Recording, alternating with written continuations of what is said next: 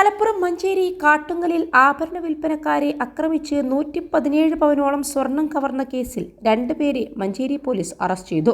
മൂന്നാമതൊരാൾ കസ്റ്റഡിയിലാണ്.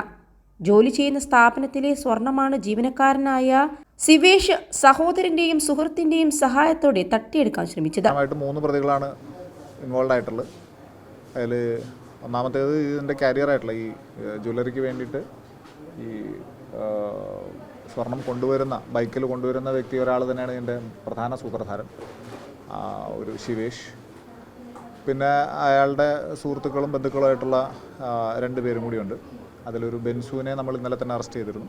മൂന്നാമതൊരാളെ നടപടികളിലേക്ക് എത്തിക്കൊണ്ടിരിക്കുകയാണ്, അയാൾ കസ്റ്റഡിയിലുണ്ട്. ഇവർ 3 പേരും ആ ഒരു സാഹചര്യം വൈകുന്നേരത്തെ തിരക്കൊഴിഞ്ഞ സമയം, പ്രത്യേകിച്ച് നോമ്പുതുറയുടെ സമയമെല്ലാം കൺസിഡർ ചെയ്തുകൊണ്ട് ഒരു പ്രത്യേക പോയിന്റിൽ ഇവർ തന്നെ സ്റ്റേജ് ചെയ്ത ഒരു മാറ്ററായിരുന്നു.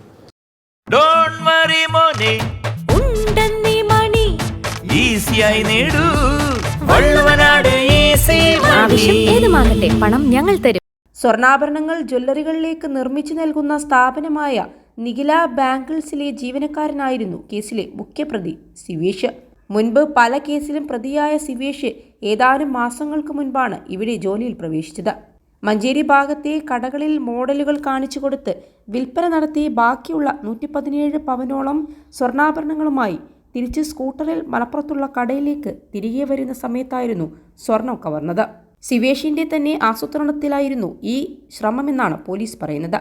കാട്ടുങ്ങലിൽ എത്തിയതിൽ ആളൊഴിഞ്ഞ ഒരു ഭാഗത്ത് സ്കൂട്ടർ നിർത്തി അവിടേക്കെത്തിയ മറ്റു പ്രതികൾ സ്കൂട്ടർ മറിച്ചിട്ട് സ്വർണ്ണാഭരണങ്ങൾ അടങ്ങിയ ബാഗ് മോഷ്ടിച്ച് രക്ഷപ്പെടുകയായിരുന്നു.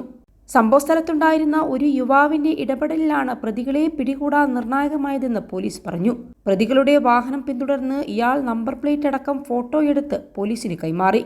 തുടർന്ന് വളരെ വേഗത്തിൽ പോലീസ് പ്രതികളെ കണ്ടെത്തുകയും ചെയ്തു. സിവേഷിനും സഹോദരൻ ബെൻസിനുമൊപ്പം കവർച്ചയിൽ പങ്കെടുത്ത മൂന്നാമതൊരാളെ പോലീസ് കസ്റ്റഡിയിലെടുത്തിട്ടുണ്ട്. കേസിൽ കൂടുതൽ പ്രതികൾ ഉൾപ്പെട്ടിട്ടുണ്ടോ എന്നും അന്വേഷണം നടത്തുന്നതായി പോലീസ് പറഞ്ഞു.